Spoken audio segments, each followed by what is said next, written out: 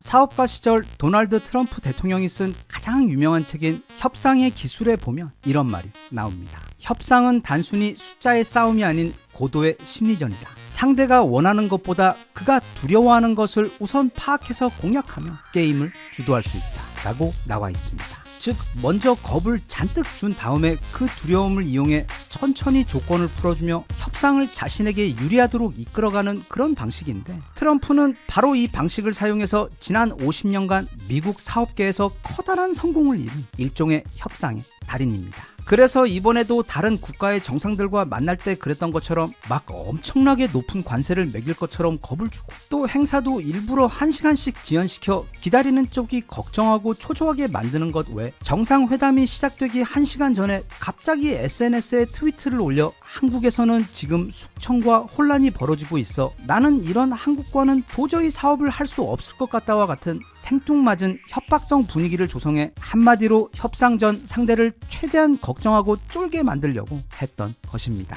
그래서 잘 생각해보면 트럼프는 매번 같은 전략을 사용해왔고, 실제로 그 전략은 지금까지는 거의 모든 상대에게 매우 강력한 힘을 발휘하며 성공적이었습니다. 하지만 우리 대한민국은 달랐습니다. 우선 거의 2m에 가까운 거구의 트럼프를 깜짝 놀라게 만들 정도의 엄청난 높이에 앉은 키로 그를 압도해버렸고, 마치 사자 보이즈의 갓을 빌려 쓰고 온 것과 같은 놀라운 수직 헤어스타일로 그의 정신을 혼미하게 만든 상태에서 전 세계 최고의 줄타기 민족의 후예답게 곧이어 칭찬과 아부 사이에서 절묘한 줄타기를 하는 끊이지 않는 연속적인 칭찬의 기차가 달려오자, 그리고 그 칭찬 하나하나가 모두 다 확실한 명분과 근거가 있어 듣는 트럼프의 기분이 민망하지 않고 마음껏 우쭐댈 수 있도록 해주어 우려도 많았고, 또 너무나도 걱정이 되었던 이번 한미 정상회담은 최근 진행되었던 전 세계 그 어떤 정상과의 회담보다도 놀라울 정도로 성공적으로 마무리가 되었습니다. 하지만 무릇 사람이란 듣기 좋은 칭찬도 너무 과도하게 하면 자칫 기분이 나쁠 수도 있는데, 그래서 회담 중반에 가서 트럼프는 이제 슬슬 그 칭찬이 좀 너무 과하다 싶으니까 너무도 좋아했습니다. 이렇게 회담 처음부터 트럼프를 무장 해제시켜버린 상태에서 그런 트럼프를 완전히 만족과 행복의 바다에 빠뜨리기 위해 우리는 드디어 공들여 준비해간 초강력 치트키 결정타를 날려버리는데, 그게 바로 위대하신 트럼프께서 부디 우리 한반도의 평화를 재건하는 데 결정적인 역할을 해달라는, 그래서 마땅히 그대에게 가야 할 그 노벨상을 받으시고 또 그 위대한 공헌에 대한 빛나는 트로피로 평양에다가 거대한 트럼프 타워를 지어달라는, 이거 트럼프 입장에서는 자신이 꿈에 그리던 모든 이야기를 마치 비빔밥처럼 한 그릇에 담아 비벼 그걸 맛있게 숟가락으로 떠서 입에 먹여주는 것 같이 너무도 만족스럽고 행복한 대화였기 때문에, 이날 너무도 기분이 좋아진 트럼프는 우리가 걱정했던 그 통제불능의 중2병을 가진 문재인은 아예 방에서 나오지도 못했고, 대신 이제 막 수능을 기가 막히게 친 다음 기분이 하늘을 찌를 듯이 행복하고 관대한 고3짜리 트럼프 학생이 되어 평소에는 전혀 하지 않던 행동들, 즉 의자를 빼주거나 또는 서명에 사용한 펜을 자기 달라고 요청하는 등 전 세계 그 어떤 정상에게도 보이지 않았던 가장 우호적이고 스윗한 모습들을 보여주었습니다. 그리고 실제로 이날의 회담에서는 주한 미군이나 소고기 또는 쌀 수입 등 그 어떤 껄끄러운 주제도 다루어지지 않았습니다. 주한 미군 감축과 관련된 이야기가 잠깐 나온 적도 있지만, 그때 트럼프가 이야기하길 우린 친구이기 때문에 지금은 그런 이야기를 하고 싶지 않다며 당시 너무도 좋은 자신의 기분을 망치고 싶지 않아 보이는 모습이 역력했습니다. 이게 맞습니다. 우리나라는 과거부터 원래 이렇게 대국들과의 협상에서 우리가 가진 강점들을 영리하게 잘 활용하고, 또 그러면서도 상대의 체면을 만족스럽게 잘 세워주며 싸움보다는 지혜롭게 서로가 윈윈할 수 있는, 그것도 하나의 강대국뿐만이 아닌 그런 강대국들을 여럿 동시에 상대하면서도 정말 지혜롭게 기가 막힌 줄타기 외교를 해오며 지난 수천 년을 버텨온 민족입니다. 이번 회담에서 오랜만에 다시금 그 뛰어난 외교의 유전자를 목격하게 되는 것 같아 그날 밤 라이브로 보고 싶어서 새벽까지 잠도 못 자고 보는 내내 사실 며칠 동안 불안했던 마음이 초반 그 앉은키 승부에서의 압도적인 승리를 시작으로 이후 이어진 정말로 절묘했던 칭찬 공격, 그래서 곧 트럼프의 얼굴에서 마치 그래 바로 이게 내가 그토록 기다렸던 말들이야 하며 감동한 것 같은 행복한 트럼프의 편안한 아빠 미소를 보면서 앞으로는 이제 모든 것이 다 잘 될 것 같은 확실한 안도감이 들어서 감사한 마음으로 편안하게 잠자리에. 이번 정상회담이 이루어지기 직전 백악관에서 흘러나온 루머가 트럼프가 주한 미군이 주둔하고 있는 그 험프리 미군 기지 땅의 소유를 자신에게 달라고 할 것이라는 사실 엄청나게 무리한 요구가 있을 것이라는 루머였습니다. 하지만 그럴 일이 없습니다. 일단 한국과 미국이 맺은 계약을 봐도 그 미군 기지는 한국이 미국에게 사용 허가를 내준 것이지 그 소유권을 준 것이 아니라는 게 너무도 명확하게 나와 있고, 또 무엇보다 트럼프는 평생 부동산으로 사업을 해온 사람이라 그게 얼마나 얼토당토 않는 소리인지 잘 알고 있는 데다 가장 중요하게 이번 정상회담이 너무도 성공적으로 잘 되었고, 또 한국이야말로 자신이 북한과의 관계를 정상화시켜 결국 노벨상을 탈 수 있도록 해줄 최고의 파트너라는 것을 본인 스스로가 너무도 분명하게 확인을 했기 때문에 주한미군 부지 소유권 요구와 같은 중이스러운 억지로 지금 너무도 좋은 한국과의 이 분위기를 깨트리려 하지 않을 것이기 때문입니다. 게다가 그런 기본적인 부분 외에도 실제로 트럼프에게는 지금 우리 한국이 전 세계에서 가장 중요한 국가입니다. 왜냐하면 지금 트럼프에게는 크게 두 가지 반드시 해결해야 할 과제들이 있는데, 첫째는 미국이 다시 최강의 해양 패권을 되찾도록 하는 것이고, 둘째는 중국의 성장과 도발을 견제하는 것입니다. 그 두 가지 과제 모두에서 우리나라는 유럽이나 중동 또는 일본을 다 합해도 게임이 되지 못할 정도로 미국에게 가장 필요한 국가입니다. 참고로 이건 다들 이미 잘 알고 계시는 부분이긴 한데, 미 해군의 군사력은 이미 중국에게 따라잡힌 지 좀 됐습니다. 물론 전 세계에서 유일한 그 엄청난 총 11개의 핵추진 항모 전단과 바다의 사신들인 70척의 원자력 잠수함들이 있어 아직은 더 강하긴 하지만, 단순히 군함의 수량으로만 보자면 미 해군은 232척을 보유하고 있는 반면 중국은 이미 400척을 훌쩍 넘어서고 있는 데다, 군함 말고 그냥 일반 상선의 숫자를 보더라도 중국은 약 9,200척이 있는 반면 미국은 지금 채 그 10분의 1도 없는 상태일 정도이고, 여기서 더 나아가 그럼 매년 새로 건조하는 배의 숫자를 또 보자면 중국은 매년 약 2,000척 가량을 새로 만들고 있는 동안 미국은 고작 5척 정도만을 건조하고 있을 정도로 사실 현재 미국의 조선업은 존재하지 않는 것이나 마찬가지입니다. 그래서 트럼프는 본인 당선 직후 최초로 전화를 했을 때에도 우리에겐 한국의 조선업 도움이 필요하다고 콕 집어 말을 했던 것이고, 또 이번 정상회담 과제에서도 북한이나 또는 노벨상 수상 관련 등 본인의 개인적인 바람과 관련된 그런 부분 외에 지금 현실적으로 가장 중요하게 논의되고 있는 핵심 중 핵심 논제가 바로 어떻게 하면 전 세계 1위 대한민국의 조선업의 도움을 받아 지금 너무도 뒤처져 있는 미국의 조선업을 살릴 수 있을 것인가 하는 안건입니다. 즉 여기서 주도권을 가지고 있는 것은 미국이 아니라 한국입니다. 물론 트럼프에게 지금 그 관세 문제에서 이기는 것도 중요하긴 하지만, 그것보다는 빨리 미국의 조선업을 일으켜서 미 해군의 추가 군함들을 건조하고 또 오래된 군함들을 수리하고, 그리고 새로운 미국의 상선들을 빨리 만들어 미국이 다시 태평양을 지배하는 해양 패권의 국가로 복귀해야 하는데, 그래서 똑똑한 트럼프는 어찌 보면 그 해도 그만 안 해도 그만인 관세 문제가 걸림돌이 되게 하여 미국이 다시 세계 최강의 해양 패권 국가로 복귀할 수 있는 유일한 기회를 날려버릴 턱이 없습니다. 그래서 사실 지금은 트럼프가 우리보다 훨씬 더 급하고, 또 우리는 그런 트럼프가 필요로 하는 가장 완전한 해결책을 모두 우리나라 안에 가지고 있습니다. 이렇게 사실은 우리가 더 우위에 있음에도 불구하고 정말로 지혜롭게 상대를 높이 띄워주고 자신을 낮춰 그 마음까지 사로잡아 버린 것이 바로 이번 정상회담이기 때문에 트럼프 입장에서는 지금 이런 한국이 너무도 소중하고 좋을 수밖에 없습니다. 그래서 트럼프는 회담을 진행하며 한국은 정말로 똑똑하다, 앞으로 한국은 미국으로부터 완전한 지원을 받게 될 것이다 와 같이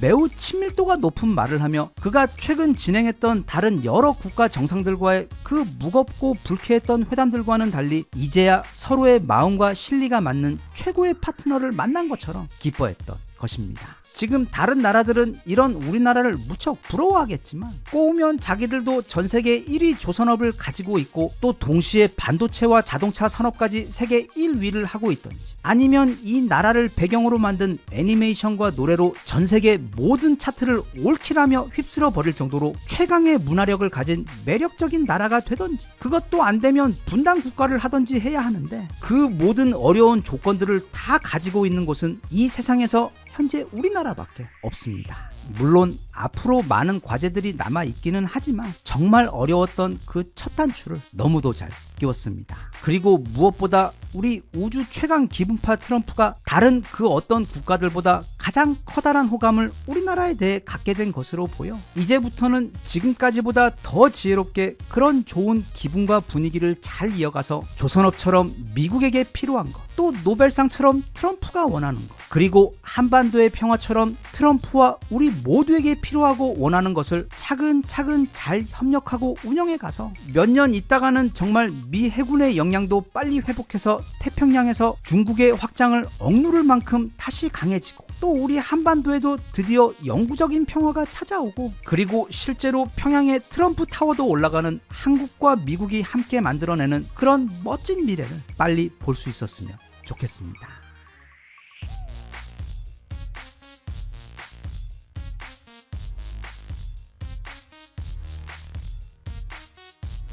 Even if you tried, you wouldn't understand it. Maybe something's missing inside of you. Just a bit of sugar to that horrid bitter. Maybe you taste different.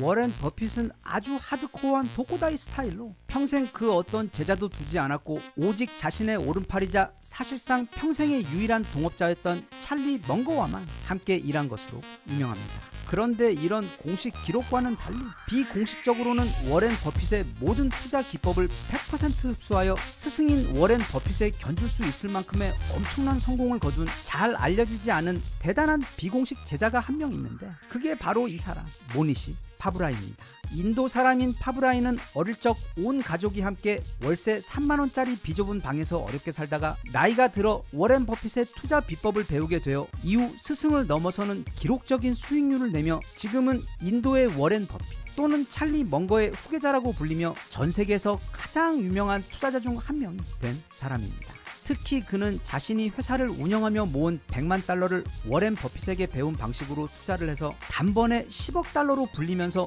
그런 엄청난 성공의 궤도에 올라간 사람인데, 그가 사용했다고 하는 그 워렌 버핏의 투자 비밀 비법은 최근 엄청난 호황기를 맞으며 일부에서는 어쩌면 5천까지 갈 것이라는 상당한 낙관론까지 돌고 있는 우리나라 주식 투자 시장에서도 동일하게 적용되어 절대로 돈을 잃지 않고 그러면서도 안정적으로 커다란 수익을 낼 수 있도록 해주는 일종의 비밀 공식이기 때문에 그가 워렌 버핏에게 배운 방식을 여기 소개를 해볼까 합니다. 먼저 윌리엄 그린이라고 미국에서 굉장히 유명한 기자가 있습니다. 우리가 이름만 들어도 모두 알만한 엄청난 언론사들, 즉 포브스, 포춘, 월스트리트 저널, 그리고 타임지 등의 자신의 글과 기사를 올린 대단한 사람인데, 이 사람이 이렇게 유명한 이유는 그가 지난 25년 이상 전 세계에서 가장 성공한 전설적인 투자자들 40명 이상을 직접 만나 인터뷰를 진행했기 때문입니다. 그것도 그냥 어디 카페나 사무실에서 만나서 한두 시간 인터뷰를 한 것이 아니라 그들의 집과 회사에 찾아가서 며칠씩 함께 지내며 때론 그들과 같이 개인 제트기를 타고 세계를 함께 누비면서 사업 현장이나 계약 미팅 때에도 따라가며 엄청난 밀도의 인터뷰와 조사를 한 경력 때문에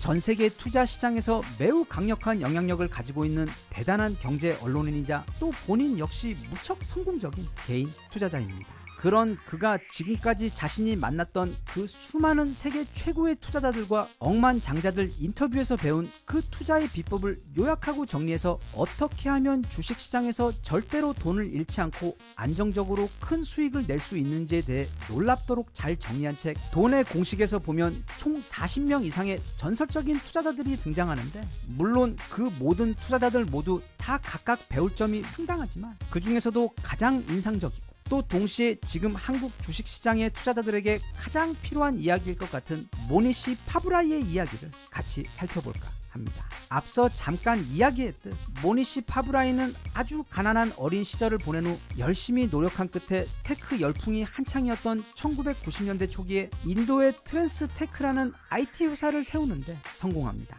그리고 이 회사를 운영하며 10년 동안 성장한 끝에 1999년에 인도에 있던 다른 IT 대기업에 매각을 하며 수중에 약 100만 달러라는 상당한 액수의 투자금을 보유하게 됩니다. 여기까지만 해도 어려운 성장기를 잘 이겨내고 자수성가하여 IT 회사를 매각한 후 100만 달러나 손에 쥐게 된 매우 훌륭한 성공 스토리인데, 모니시 파브라이의 진짜 성공 스토리는 여기서부터가 시작입니다. 100만 달러라는 투자금을 손에 쥐게 된 파브라이는 어떻게 하면 이 돈을 가장 효과적으로 불릴 수 있을지를 고민하다 결국 자신의 이름을 딴 투자회사를 설립합니다. 그리고 이때부터 정말 미친듯이 워렌 버핏에 대해 공부하고 또 워렌 버핏의 투자 방식을 그대로 따라하기 시작합니다. 그가 볼 때 이 워렌 버핏이라는 투자자는 자신이 직접 시간과 노력을 투자해 공부해서 매우 신중하게 투자 종목을 선별하고 저평가된 좋은 회사들을 찾아내어 대량으로 주식을 매입한 후 그 주식을 시장의 상황에 따라 일희일비하며 금방 팔거나 거래하는 것이 아닌 아주 오랫동안 보유하는 방식으로 엄청난 수익을 내는 사람으로 파브라이가 보기에 세상에서 가장 현명한 투자자처럼 보였기 때문에 파브라이는 그를 완벽하게 공부하여 자신 역시 또 다른 워렌 버핏이 되기로 결심한 것입니다. 그리고 그 결과는 놀라웠습니다. 2000년도에 100만 달러를 가지고 투자를 시작한 그는 워렌 버핏과 똑같은 방식으로 주식에 투자를 한 결과 이후 9년 동안 무려 1204%의 누적 수익률을 올렸는데, 이는 연평균 수익률이 거의 25%로 스승인 워렌 버핏을 넘어서는 놀라운 성공이었고, 2025년 현재 그는 총 2조 5천억 원에 달하는 자산을 보유하고 있는 억만장자가 되었을 정도로 불과 25년 전에 우리 돈 14억 원 정도를 종잣돈으로 해서 다른 전략 없이 오직 워렌 버핏의 방식만을 그대로 따라해 불과 25년 만에 그걸 2조 5천억 원으로 불리는 데 성공하여 그는 현재 미국과 인도를 넘어 전 세계에서 가장 유명하고 또 자주 언급되는 최고의 투자자 중 한 명이 되었습니다. 그런데 여기서 중요한 건 그의 엄청난 자산이나 성공이 아니라 그가 어떤 방식으로 그 성공을 이루어냈느냐 하는 그 과정입니다. 그리고 바로 그 똑같은 방법으로 이 책의 저자인 윌리엄 그린 역시 자신이 인터뷰한 그 전설적인 투자자들로부터 배워 본인 역시 큰 부를 쌓게 되었는데, 그 첫 번째 방법은 무지한 자신의 감이나 추측에 기대는 대신 자신보다 이 주식 투자 영역에서 가장 잘하는 롤 모델을 찾아 그의 방식에 대해 무섭도록 공부를 시작했다는 점입니다. 파브라이는 본인이 여러 번 말하기에도 자신은 워렌 버핏을 거의 그대로 복제하는 수준에 도달하기 위해 그에 대한 모든 것을 공부하고 또 그의 투자 방법 역시 똑같이 따라했을 뿐인데 그것이 자신을 성공으로 이끌었다고 말했습니다. 심지어 그는 20년 넘게 워렌 버핏의 주주총회를 매년 따라다녔고, 자선기금 마련을 위해 지난 2007년 있었던 그 유명한 버핏과의 점심 식사 경매에 낙찰되어 워렌 버핏의 가족과 점심 식사를 함께한 것도 바로 이 파브라이였습니다. 이처럼 파브라이는 롤 모델을 정해놓고 그에게서 배울 수 있는 것을 모두 무섭도록 배우고 따라했는데, 여기에 대해 워렌 버핏 역시 자신의 다른 책에서 말하길 자신은 지난 수십 년 동안 어떻게 하면 자기가 한 것처럼 주식시장에서 안정적으로 큰 수익을 낼 수 있는지를 공개적으로 가르쳐왔지만, 자신이 이룬 그 성공을 부러워하는 사람은 많았지만 정작 그 방식을 제대로 배우고 따라하려는 사람은 아주 적었다고 말한 적이 있습니다. 그런데 돌아보면 사실 워렌 버핏 자신 역시 스승인 벤저민 그레이엄의 투자 방식을 처음 접한 후 이후 그를 따라 컬럼비아 대학 대학원까지 따라가고 또 그의 회사에서 함께 일을 하면서 배운 덕분에 오늘날 이런 성공을 이룬 것이기 때문에 가장 먼저 최고의 롤 모델을 찾아 그의 길을 따라가는 방식은 워렌 버핏과 파브라이의 사례에서 이미 크게 입증이 된 최고의 성공 방정식입니다. 파브라이가 가르치는 두 번째 방식은 극도의 인내, 즉 기다릴 줄 아는 것입니다. 그리고 이 인생 또는 투자라는 게임을 긴 안목으로 볼 수 있어야 하는데, 그렇기 때문에 파브라이가 처음 투자 사업을 시작했을 때 했던 말이 마치 이태원 클라스의 박세로이가 자신의 계획은 15년짜리라고 말하며 차근차근 매일 인내를 견디며 그 계획을 실행하다 결국 이뤄낸 것처럼, 파브라이 역시 투자 회사를 시작하며 이제부터 나의 30년 투자 계획을 실행한다 라고 선언했습니다. 그렇게 하기 위해서는 자신의 선택에 대한 믿음도 있어야 하고 욕심도 통제해야 하는데, 워렌 버핏도 그의 스승 그레이엄도 그리고 찰리 먼거도 모두 한 목소리로 이 주식시장이라는 것은 마치 열정과 두려움 사이를 오락가락하는 조울증 환자와도 같다고 표현했을 정도로 본인이 확고한 원칙을 가지고 정신을 똑바로 차리지 않고 있으면 이런저런 감정과 유혹에 쉽게 휘둘리기 쉬운 곳이라고 그들은 지적했습니다. 그래서 그들은 이런 혼란스러운 시장에서는 어떤 단편적인 정보만 보고 마치 수많은 불나방이 불 속으로 뛰어들듯 열광적으로 뛰어들게 되는 경우가 많지만 절대 그래서는 안 되고 그저 돈을 벌 확률이 잃을 확률보다 우세해지는 그런 드문 순간을 잘 참고 기다렸다가 투자를 하는 것. 그러니까 워렌 버핏의 유명한 비유에 따르자면 야구 선수가 타석에 들어서서 공을 신중히 잘 골라서 오직 좋은 공이 들어왔을 때만 방망이를 휘둘러야 하는데 대부분의 투자자들이 옆에서 누군가가 빨리 휘두르라고 이 멍청아 소리칠 때마다 방망이를 휘두르는 것과도 같다고 설명했습니다. 그래서 워렌 버핏이나 찰리 먼거 또는 파브라의 경우 매입할 만한 적당한 종목이 없을 때에는 때론 1년 내내 단 한 건의 투자 거래도 하지 않고 오직 기다리기만 하는 경우도 있습니다. 파브라의 세 번째 규칙은 바로 세상 사람들이 자신에 대해 어떻게 생각하든 그건 전혀 신경 쓰지 말라는 것이었습니다. 그가 생각하길 아마 세상 사람들의 99.9%가 다른 사람들이 나에 대해 어떻게 생각할까에 대해 늘 궁금해하는데 자신은 절대로 그런 부질없는 것에 대해 시간이나 에너지를 낭비하지 않고 자신이 정한 원칙과 목표에만 집중하여 그 덕분에 자신의 목표를 이룰 수 있었다고 말합니다. 실제로 요즘 SNS를 보면 잘 알겠지만 너무도 많은 사람들이 자신에 대해 알리기 위해 시간을 쏟고 또 마찬가지로 그래서 남들이 나에 대해 어떻게 생각하는지에 대해 늘 궁금해하고 엄청난 시간과 노력을 투자합니다. 그렇게 되면 정작 자기 자신에 대해 성찰하고 또 자기 개발을 할 시간과 에너지가 줄어들어 진정으로 자신이 쌓아가고 이루어야 할 목표들에 다다르지 못하게 된다고 당부했습니다. 끝으로 파브라이는 우리 인간사에서 진정한 성공은 결국에는 남에게 도움이 되는 것이라고 가르칩니다. 사실 그것 또한 워렌 버핏에게 배운 것입니다. 이미 잘 알려진 것처럼 워렌 버핏은 가장 많은 돈을 벌기도 했지만 전 세계에서 가장 기부를 많이 한 사람입니다. 사실 그의 재산 절반 이상을 이미 기부를 했고 그의 사후에는 그 나머지들 역시 전 세계에 있는 여러 자선 단체들로 기부가 될 예정에 있는데 파브라이 역시 자신이 큰 성공을 거두게 되자 그는 만약 내가 오늘 죽는다면 이 모든 재산을 어디에 사용되면 가장 좋을까라는 물음을 가지고 즉시 주변을 돌아보며 도움이 필요한 이들을 찾아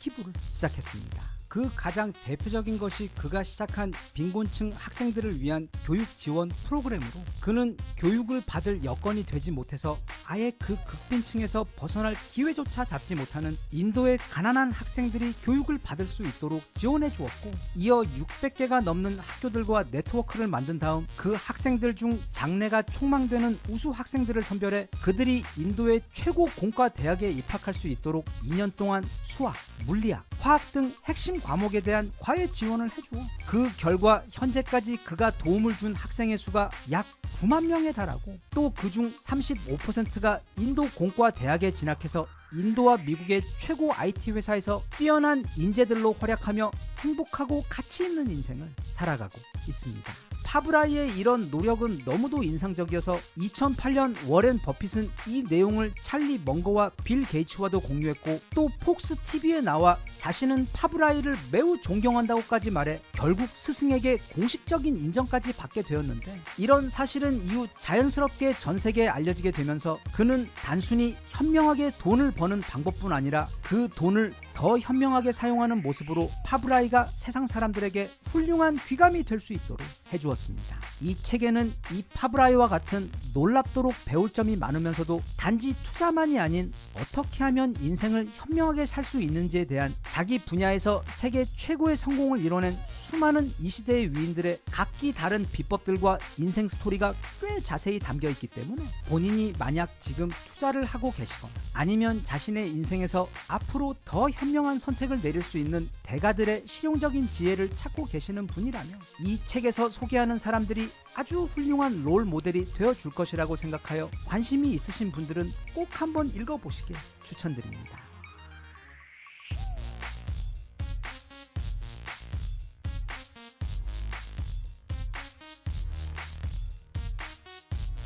Even if you tried, you wouldn't understand it. Maybe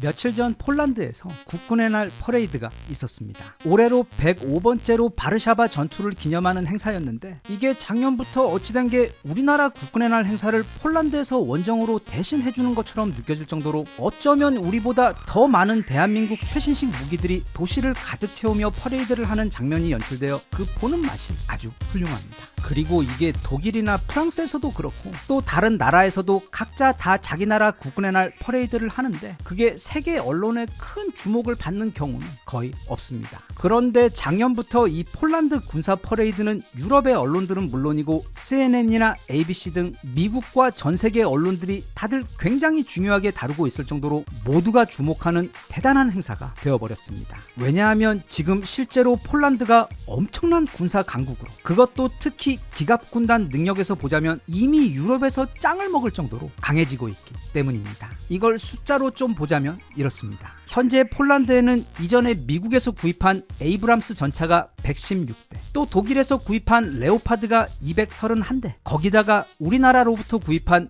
무려 1000대의 K2 전차 중 130대가 벌써 배송되어 폴란드의 동부 전선인 벨라루스와 우크라이나 국경에 투입되어 이미 전력화가 되어 있는 상태여서 폴란드는 이미 총 777대의 신식 전차를 보유하고 있습니다. 그런데 앞으로 5년만 지나면 우리 K2가 더 추가되어 그 숫자가 약 1100대 가량 될 것인데 그러면 폴란드는 유럽에서 군사 최강대국들인 독일, 영국, 프랑스, 이탈리아를 모두 합한 숫자보다 더 많은 전차를 보유하게 됩니다. 이건 사실 좀 말이 안 되는 수준입니다. 왜냐하면 독일이 지금 가지고 있는 전차 수가 약 300대이고 프랑스도 대략 200대밖에 없기 때문에 이게 맨날 우리나라에서 전차나 자주포 이야기할 때마다 툭하면 2,000문, 3,000문 이렇게 말해서 우리가 감이 없어서 그렇지 폴란드는 이미 유럽에서 그 수량과 최신성 모두에서 가장 강력한 기갑 전력을 보유한 국가입니다. 게다가 최근 들어 매년 그 규모가 빠르게 커지고 있고 그리고 주로 우리나라 무기들이긴 하지만 가장 최신식 전차나 미사일 무기들을 도입하고 있어 작년부터 전 세계 언론들과 밀리터리 매니아들에게는 이 폴란드의 군사 퍼레이드가 굉장히 볼거리가 많은 대단한 행사로 자리 잡게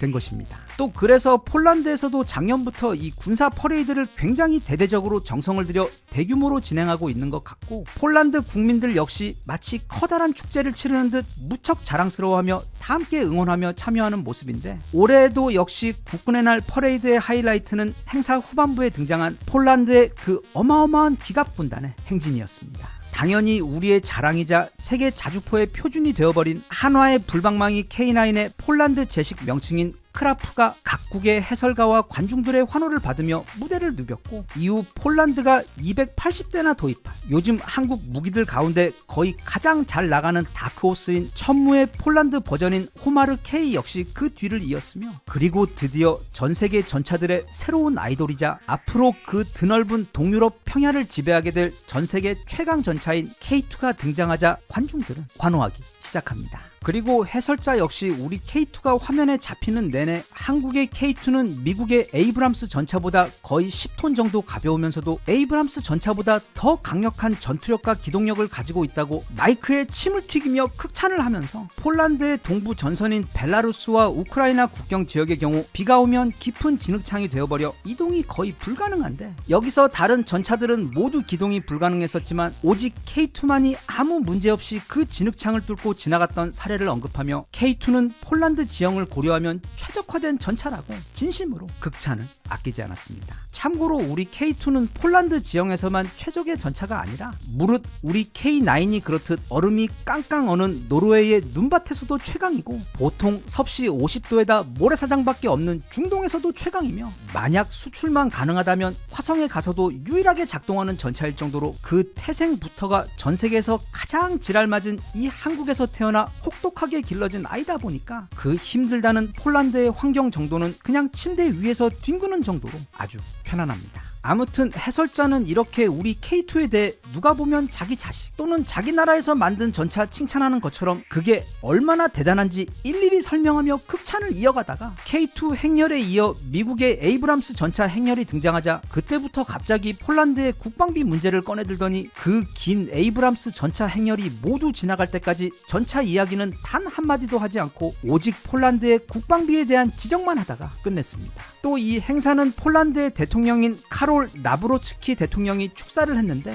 여기에서도 이런 축사에서는 아주 예외적으로 그는 우리 K2를 콕 집어 언급하며 극찬을 했습니다. 그는 일단 러시아에 대해 먼저 한 10시간 동안 비난을 한 다음 앞으로 우크라이나 전쟁이 어떤 형태로 마무리가 되든 간에 러시아는 틀림없이 근미래 서쪽 유럽을 향해 침공을 이어갈 것이기 때문에 폴란드는 전력을 다해 국방력을 강화해야 한다고 설명하며 이런 중대한 상황에서 한국의 K2가 우리에게 온 것은 커다란 행운이라고 그는 말했습니다. 하지만 너무 안타깝게도 그 역시 우리 포방부로부터 아직 세상에 치료제가 없다고 알려진 너무도 치명적인 불치병인 후천성 만성 화력 부족 증후군이 전염이 된 것인지 그는 우리 폴란드는 아직 부족하다. 그리고 절대로 여기서 멈출 수 없으며 어서 빨리 우리에게 필요한 K2 전차 1000대를 확보해야 한다며 국가 수장의 축사로서는 굉장히 예외적으로 한 나라의 무기 그것도 K2 전차를 콕 집어서 여러 번 강조하며 그 고마움과 갈증을 표현했습니다. 작년까지만 해도 폴란드 내에서 이 국방 관련 문제 때문에 군대와 국민들은 더 많은 우리나라 무기를 도입하고 싶어하는 데 반해 정치계의 반대파에서는 국방비를 문제 삼아 딴지를 걸면서 자칫 폴란드로 도입 예정이었던 그 1000대의 K2 계획이 잠시 중지되었던 적이 있어 크게 걱정을 했었는데 올해에는 이렇게 대통령이 직접 나서서 자신이 지금 한국의 포방부와 똑같은 병에 걸렸으며 어떻게 해서든 하루빨리 우리 K2 전차를 도입하고 싶다고 말해주어 그 연설을 보면서 크게 안심이 되었습니다. 아마 내년 행사에서는 더 많은 K2 전차가 퍼레이드에 참여할 것이고 또 나중에 진짜로 1000대의 K2 전차가 모두 전력화가 완성이 되고 나면 그때 폴란드에서 치러지는 군사 퍼레이드는 최소 수백 대에서 1000대가량의 K2 전차가 도심을 가득 메우는 아주 멋지면서도 무시무시한 광경, 전 세계 어디에서도 볼 수 없는 만화 같은 장면이 펼쳐질 것 같습니다. 폴란드는 마치 유럽의 한국이라고 부를 수 있을 정도로 한이 많이 맺힌 국가이자 지금처럼 화력에 미칠 수밖에 없는 슬픈 과거를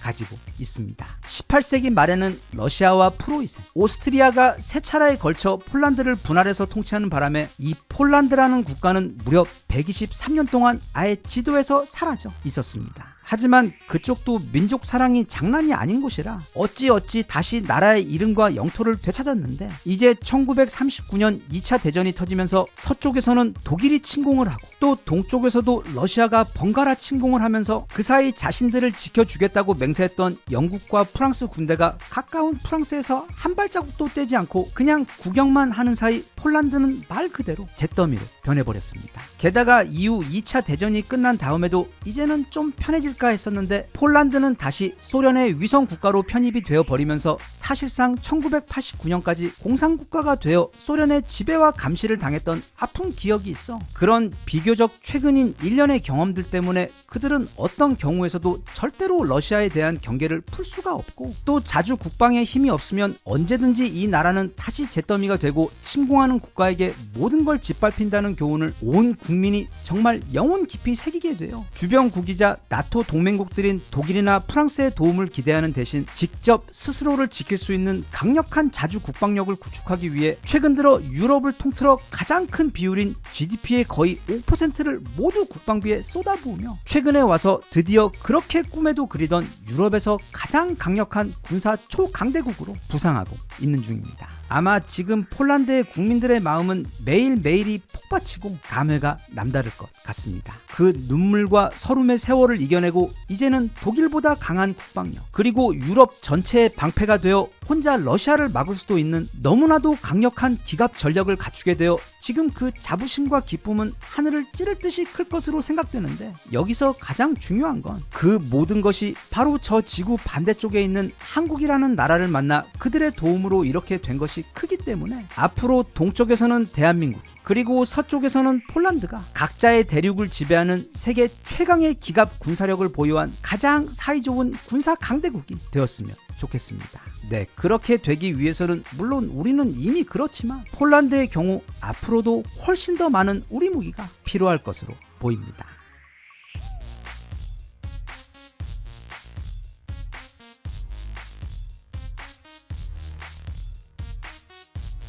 Even if you tried, you wouldn't understand it. Maybe something's missing inside of you.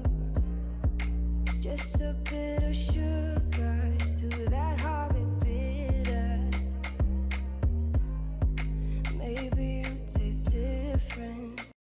워렌 버핏은 1930년생으로 올해 94세입니다. 그런데 아직까지도 건강이 너무 좋아 앞으로 한 10년은 더 해도 괜찮을 것 같은데 최근 들어 갑자기 이제는 자신도 좀 늙은 것처럼 느껴진다며 지난 5월 말에 깜짝 은퇴를 선언해서 전 세계를 놀라게 했습니다. 이미 너무 유명한 사람이라 워렌 버핏에 대해 따로 소개를 한다는 것 자체가 좀 불필요하게 느껴지기도 하지만 일단 그는 1965년부터 시작해서 2025년까지 지난 60년 세월 동안 매년 평균 20%의 수익을 거두었고 그 결과 대략 550만 %의 누적 수익률을 기록한 사람으로 무려 6살 때 처음 자기 사업을 시작했고 또 11살 때 처음으로 주식에 투자해서 13살 때부터 이미 정부에 소득세를 내기 시작한 일종의 투자 신동이기도 했지만 특이하게도 금이나 석유 또는 카지노와 같은 사람들이 많이 몰리는 분야에는 전혀 투자를 하지 않고 그 대신 미래가 유망한 저평가된 기업들을 직접 발굴하여 장기 투자와 복리의 힘을 바탕으로 그 비교 대상이 없을 정도로 성공적인 투자를 해온 가치 투자 전략의 살아있는 화신이자 증명이 바로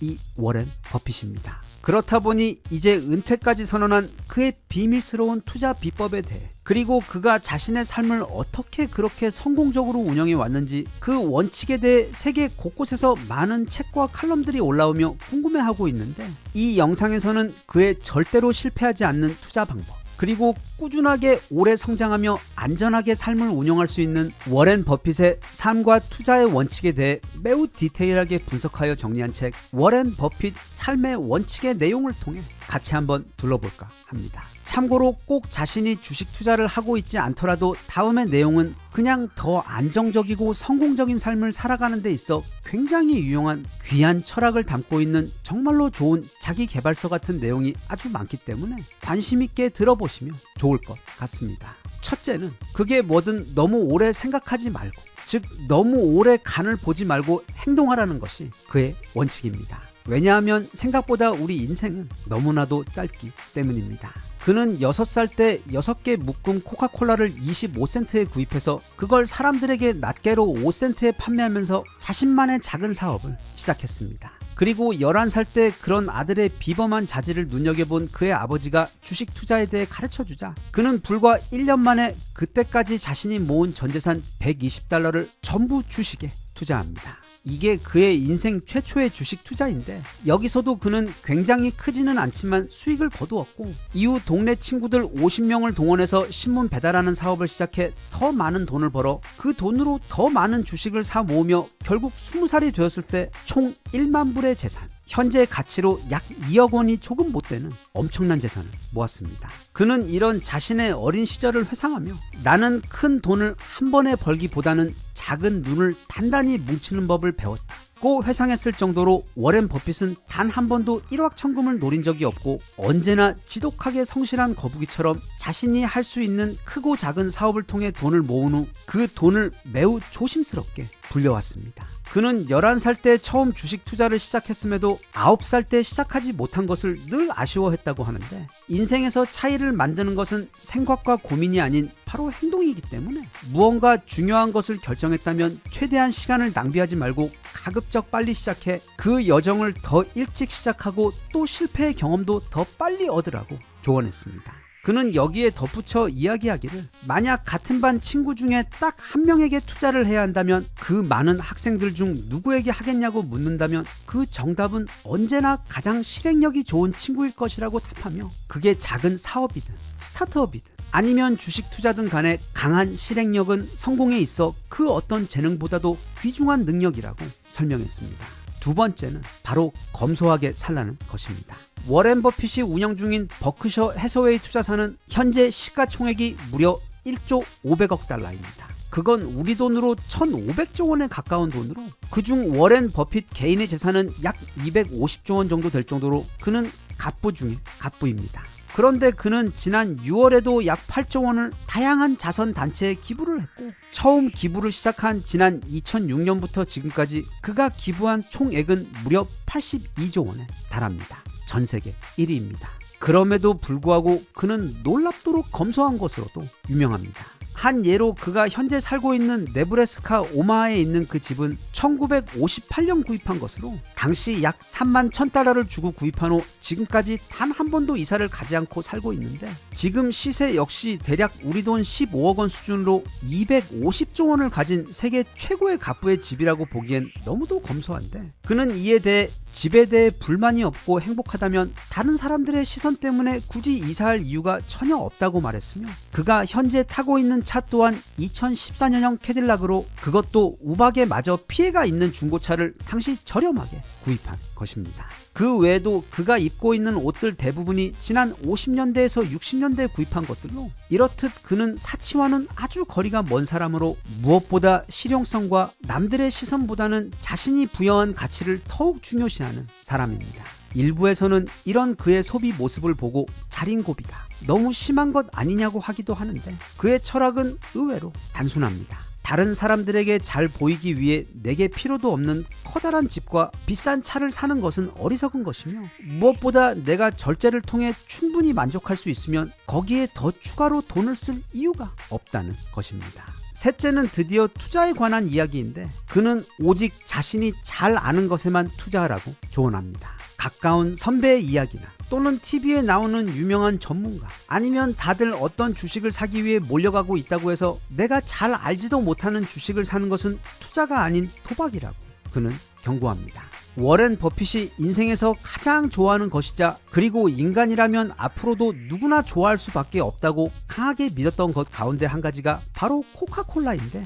그래서 그는 한때 전세계 코카콜라 주식의 약 6%를 보유했을 정도로 공격적으로 코카콜라 주식을 사모았고, 자신의 오랜 경험을 토대로 한 그 투자는 워렌 버핏에게 엄청난 수익을 돌려주었습니다. 그는 자신이 어떤 투자 결정을 내릴 때 TV에 나오는 뉴스나 신문 기사는 거의 보지를 않고 자신이 직접 그 회사를 방문해서 설비들을 살펴보고 경영진들을 만나보고 결정을 하거나, 아니면 해당 회사와 관련된 모든 공부를 다 한 후에 스스로 결정했다고 합니다. 왜냐하면 그가 볼 때 이 주식 투자라는 것은 힘을 쓰는 것이 아닌 남보다 배로 읽고 배로 생각해야만 하는 분야이기 때문에, 나 대신 누군가가 분석해서 정리해준 단편적인 정보에 기대어 투자를 결정하는 것은 그 자체로 커다란 리스크를 안고 투자하는 것이기 때문에, 중요한 투자 결정은 스스로 충분한 시간과 노력을 들여 직접 확인한 후 해야만 한다고 당부하면서, 그럼에도 아직도 세상에는 TV에 나온 전문가의 이야기만 듣고 또는 주변 사람들의 조언만을 듣고 그렇게 사실은 아무런 실제 지식도 없이 투자를 하는 사람들이 너무도 많은데,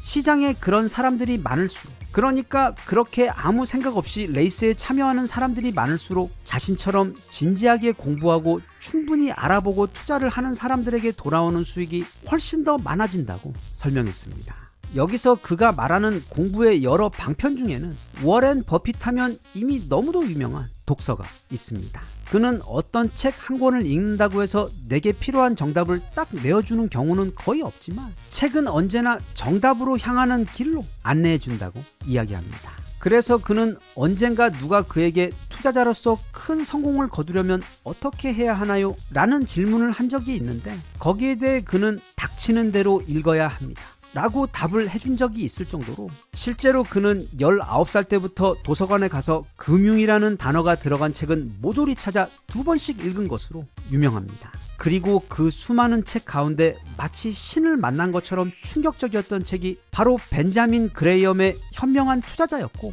이 책에서 가치 투자에 대해 배운 그는 나중에는 그레이엄에게 직접 배우기 위해 그가 강의하는 컬럼비아 경영대학원에 진학해 그에게 배운 후 졸업 후에도 그의 회사에서 일하면서 결국 그 가치 투자를 스승인 그레이엄보다도 더 완벽하게 해내는 사람이 되었습니다. 즉 워렌 버핏의 일생을 바꾸어 놓은 그 가치 투자와의 만남도 바로 19살 때 도서관에서 처음 만난 책 현명한 투자자로부터 시작이 되었다는 것입니다. 그는 과거 자신은 76세가 된 지금도 19살 때 책에서 배운 그 내용을 아직도 훈련하며 실천하고 있다고 말한 적이 있을 정도로, 배움은 아는 것에서 끝이 아닌 그걸 평생에 걸쳐 실천하는 데 그 열매가 있다는 것을 설명하며, 자신 역시 지난 수십 년 동안 사람들에게 어떻게 하면 주식으로 큰 돈을 벌 수 있으며 그 원칙이 무엇인지 항상 말해왔지만, 실제로 그의 이론을 실천으로 옮기는 사람은 얼마 되지 않았다며, 그래서 그게 투자든 아니면 인생이든 성공의 공식에는 언제나 책을 가까이 하는 습관이 있으며 그 다음에는 그렇게 독서에서 배운 것을 반드시 실천해야만 비로소 그 모든 노력이 열매를 맺게 된다고 조언했습니다. 끝으로 그는 인생도 투자도 장기전이라고 강조합니다. 다시 말하면 자기계발책 한두 권을 읽는 것으로 갑자기 인생이 바뀌기를 바라거나 또는 친구의 친구에게 전해들은 어떤 정보에 기대어 잘 알지도 못하는 주식에 거금의 돈을 베팅하며 일확천금을 노리는 마음 모두 결코 성공할 수 없다고 그는 말합니다. 그보다는 보다 긴 안목을 가지고 시장과 자신의 삶을 내다보고 그날그날 바뀌는 감정이나 신뢰할 수 없는 시장에 떠도는 온갖 소문들에 휘둘려 중요한 판단을 내리기보다는 가장 먼저 자기 자신을 최고의 VIP 고객으로 삼아서 하루 중 가장 머리가 맑고 기운이 넘칠 때 1시간씩 오직 자신만을 위해 투자하여 그렇게 먼저 자기 자신을 더 현명하고 건강하게 만든 다음 그 다음에는 내게 도움이 되는 좋은 습관들을 하나둘씩 내 것으로 만들어 마치 클럽에서 만나 즐기는 하룻밤 사랑과 같은 단기적인 이익이 아닌 대신 결혼을 하는 것처럼 주식과 그리고 자신의 삶과도 장기적인 계획을 가지고 매일매일 성실하게 공부하며 살아간다면 부모에게 물려받은 재산이 없어도 또는 남다른 특별한 재능이 없는 사람도 누구나 그 결승선에서는 안정적이고 풍요로운 삶을 누리는 부자가 될 수 있을 것이라고. 모든 것이 점점 더 빨라지기만 하는 요즘 같은 세상에 오히려 속도를 늦추고 요행보다는 정도를 걷는 것이야말로 최고의 성공 비법이라고 그는 조언했습니다. 이 책은 워렌 버핏의 일대기를 다 담고 있으면서도 주요 이야기들을 아주 짧은 주제들로 나누어 굉장히 읽기 쉽고 또 그 각각의 주제의 교훈들을 명확하게 정리해주고 있어 특히 워렌 버핏에 대해 이제 막 배워가는 분들이나 주식 초보자분들 또는 꼭 주식 투자가 아니더라도 올해 94세 전 세계 최고의 갑부 할아버지에게 내가 참고할 만한 훌륭한 삶의 원칙들에 대해 듣고 배우는 것만으로도 무척 귀하고 유용한 책이기 때문에 관심이 있으신 분들은 꼭 한번 알아보시면 좋을 것 같습니다.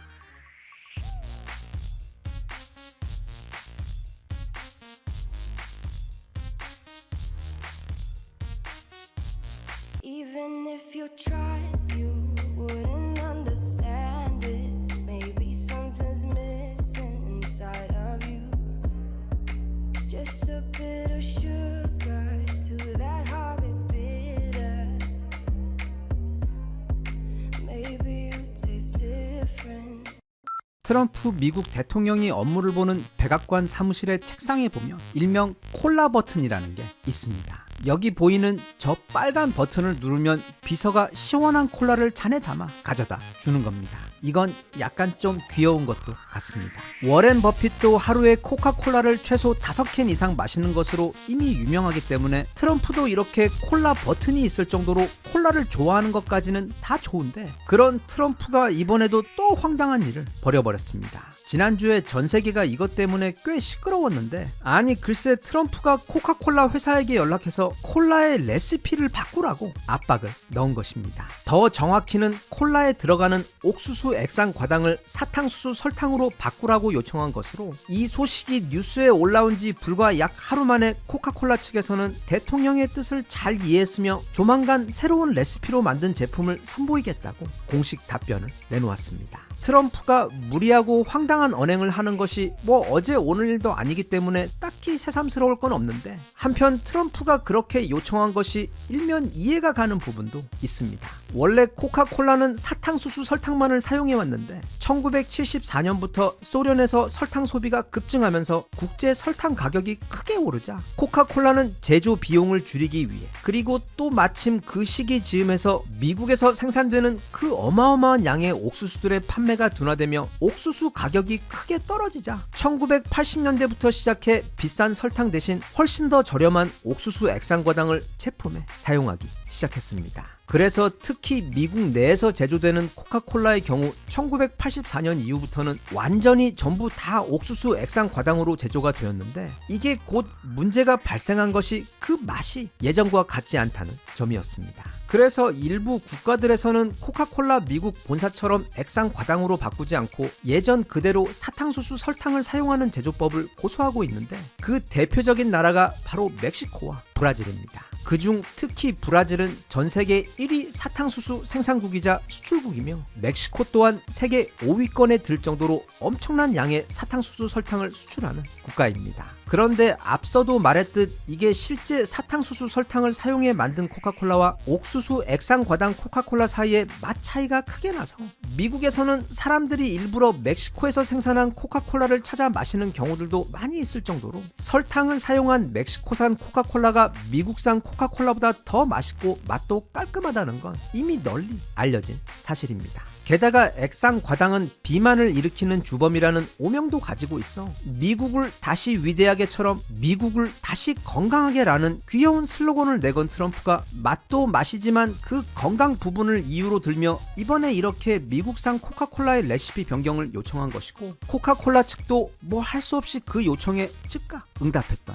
것입니다. 그런데 여기에는 트럼프도 전혀 예상하지 못했던 진짜 엄청나게 큰 문제가 한 가지 있습니다. 멕시코도 멕시코지만 바로 브라질 때문입니다. 뭐 멕시코야 지난번에는 그 국경 벽 때문에 그리고 이번에는 관세 때문에 지금 미국이랑 완전히 척을 져서 캐나다와 함께 미국과 가장 사이가 안 좋은 나라가 된 것은 이미 세상이 다 아는 뉴스인데 중요한 건 이제 코카콜라가 액상과당 대신 사탕수수 설탕으로 그 엄청난 양의 콜라를 제조하려면 앞으로 미국은 막대한 양의 설탕을 수입해야 하는데 그 대표적인 설탕 수출국이 바로 미국과 가장 가까이에 있는 멕시코라는 점. 그래서 멕시코가 우리는 미국에게 설탕을 수출하지 않겠다 또는 수출하는 대신 기존의 5만%의 프리미엄 가격으로 수출을 하겠다고 하면 그때는 코카콜라도 또 미국도 큰일이 나는 것입니다. 그럼 멕시코 말고 설탕을 수입할 수 있는 대체국을 찾아야 하는데 그 대체국이 바로 전 세계 1위 사탕수수 수출국인 브라질입니다. 그런데 여기는 지금 멕시코보다도 훨씬 더 문제가 큽니다. 이 영상은 서프샤크의 제작 지원을 받았습니다. 요즘처럼 스마트폰 사용이 일상화된 세상에서는 편리도 중요하지만 무엇보다 보안이 가장 중요합니다. 그래서 요즘에는 이 VPN이라는 기술이 거의 필수인데 즉 나와 인터넷 사이에 한 겹의 안전망을 만들어 주어서 내 정보가 외부로 나갈 때 그걸 암호화해서 내 개인 데이터가 외부에 노출되거나 추적되지 않도록 안전하게 보호해주고 또 반대로 외부로부터 바이러스가 내 핸드폰이나 컴퓨터로 쉽게 들어오지 못하도록 해주는 데다 사용하는 것도 아주 간단해서 그냥 핸드폰에 설치하기만 하면 VPN을 통해 전 세계 100개국에 있는 무려 3,200개 이상의 서버들을 이용해 내가 인터넷에 접속할 때 내 IP, 즉 내 온라인 지문을 완전히 다른 것으로 만들어 주어서 아무도 내 인터넷 활동을 추적할 수 없도록 만들고 또 거기다가 내 IP가 완전히 다른 것으로 바뀌다 보니 평소에는 이런저런 국가적 제약에 막혀 들어가지 못했던 외국의 다양한 사이트들도 제약 없이 마음껏 들어갈 수 있도록 해줍니다. 이 VPN에 대해 아직 모르고 계셨던 분들은 아래 고정 댓글의 링크로 들어가 VPN에 대한 더 많은 정보도 확인하시고 더보기의 링크 surfshark.com/pitchdeal로 들어가시거나 결제 시 쿠폰 코드 pitchdeal을 입력하시면 무려 추가 4개월 무료 서비스 혜택을 누리실 수 있는 것에 더해 서프샤크 VPN은 구매 후 30일 이내 언제든지 무료 취소가 가능하기 때문에 부담 없이 알아보시길 바랍니다. 최근 몇 개월간 트럼프는 브라질의 현 정부를 엄청나게 공격하면서 사이가 굉장히 나빠진 상황에서 관세도 처음에는 10%를 매겼던 것에서 그것에 대해 브라질 정부가 불평하자 그냥 갑자기 50%를 매겨버리면서 브라질 정부 및 국민들과 완전히 틀어져 버린 것입니다. 최근 브라질은 미국이 이렇게 나온다면 우리도 미국과의 무역 관계를 끊고 그 대체 국가를 찾겠다며 중국과 훨씬 더 가깝게 다가가는 모습을 보이면서 안 그래도 이 브라질 상황이 매우 좋지 않은데 만약 여기서 미국이 브라질에게 제발 우리 사탕수수 설탕 좀 수출해줘 라고 요청하면 브라질이 그 요청을 고분고분하게 받아줄 리가 만무합니다. 세상 똑똑한 트럼프가 이런 기본적인 것도 예상하지 못하고 코카콜라를 압박해 액상과당을 설탕으로 바꾸게 했을까 하는 의문이 드는 부분이긴 한데 여기에는 이것보다 더 큰 의문이 드는 부분이 또 한 가지 있습니다. 바로 미국의 총기 단체만큼이나 그 규모가 엄청난 미국의 옥수수 농가의 영향력 때문입니다. 여기 지도에서 보이는 게 일명 콘벨트라고 저 거대한 땅은 미국의 중서부를 아우르며 아이오와, 일리노이, 네브래스카, 오하이오와 미네소타 등 약 36만 제곱킬로미터의 땅에 그저 옥수수만 재배하고 있는데 그 전체 면적이 우리나라 국토의 약 3.6배나 될 정도로 상상을 초월하는 면적입니다. 그래서 만약 앞으로 진짜 코카콜라가 옥수수 액상 과당 대신 사탕수수 설탕을 사용하게 되면 그때는 저 엄청난 규모와 영향력을 가진 미국의 옥수수 농가 및 협회의 무서운 공격을 견뎌내야 하고, 특히 아이오와 같은 저 미국 중서부 콘벨트 지역은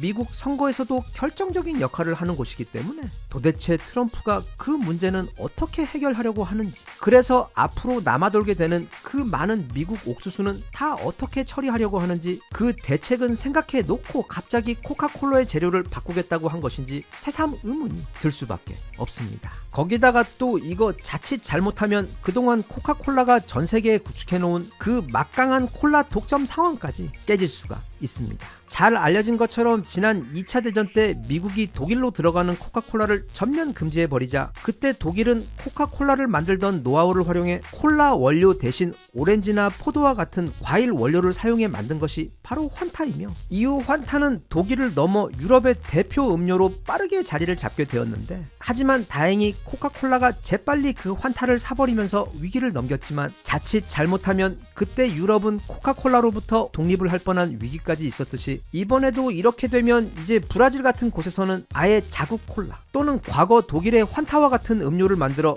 미국산 콜라를 마시지 말자는 움직임 같은 것이 일어나 결과적으로 미국 코카콜라의 글로벌 점유율이 크게 축소되는 그런 상황이 발생할 가능성까지 있습니다. 이번에 이 황당한 콜라 사건으로 인해 지금 트럼프는 밖으로는 멕시코와 브라질로부터 그리고 안으로부터는 그 거대한 미국 옥수수 농가로부터 엄청나게 역공을 당하게 생긴 반면, 현재 트럼프 입장에서는 그 모든 걸 현명하게 해결할 만한 뚜렷한 방법이 전혀 보이지 않아 과연 앞으로 실제로 이 코카콜라가 액상 과당 대신 설탕으로 원료를 바꾸어 생산하게 될지, 아니면 이번 일도 그냥 없었던 일로 하고 스리슬쩍 넘어가게 될지 그 결과가 잠옷 궁금합니다.